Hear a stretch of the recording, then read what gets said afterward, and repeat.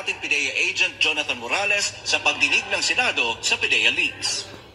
Sa pagdinig ng Senate Committee on Public Order and Dangerous Drugs sa PIDEA leaks o ng mga sensitibong dokumento na nag-uugnay kay Pangulong Bongbong Marcos sa umunoy paggamit ng iligal na droga noon, ay idinitalye ni Morales kung papaano siya tinangkang pigilan. Sabi niya, may bumisita daw sa kanyang bahay nitong May 1 para kumbinsihin siyang wag nang dumalo sa pagdinig ni Senator Bato de la Rosa sa Senado.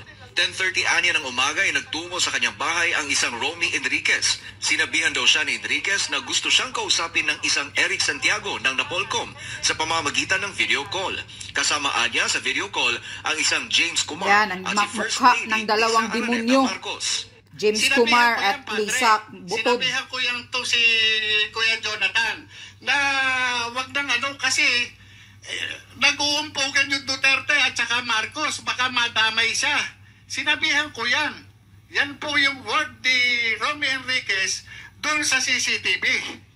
Ayon pa kay Morales, si Santiago ang pumipigil sa kanya para dumalo sa Senado dahil sabi nito, baka raw mapahamak siya kapag itinuloy niya ito.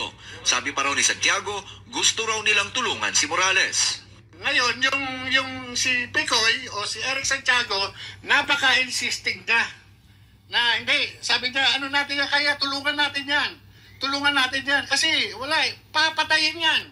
Si Morales ang signatory sa kontrobersyal na PIDEA leaks. Sa parehong pagdinig ay nakumpirma din mula mismo sa aktres na si Maricel Soriano na pagmamay-ari nito ang condo unit na nakasaad sa nag-leak na dokumento.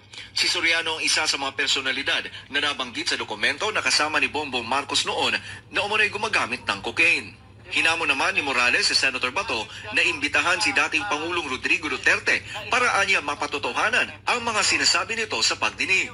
Matatanda ang sinabi na noon ni Duterte na kasali noon ang pangalan ni Marcos Jr. sa narco list ng PIDEA. Pero sagot naman ni Senator Bato, ayaw niyang mapolitika ang pag-imbestiga ng Senado sa PIDEA leaks kaya't wala siyang planong imbitahan sina Marcos Jr. at dating Pangulong Duterte.